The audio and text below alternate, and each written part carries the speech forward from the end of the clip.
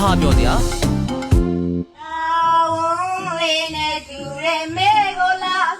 ကျွန်တော်ကလေတရေဝတ္ထုရေးဖို့အတွက်ပုံနှိုင်းရှာဟုတ်ကဲ့ကျွန်တော်ကတရေမားတွေကိုတွေ့ပြီးတော့အင်တာဗျူးရှင်နေတာအင်တာဗျူးကြည့်လို့ဆိုလာလေရှင်လို့လိုက်ရအောင်ရှင်လေးကြတာပဲနေပါမဟာပြောစရာကျောင်းထဲမှာတရေရှိ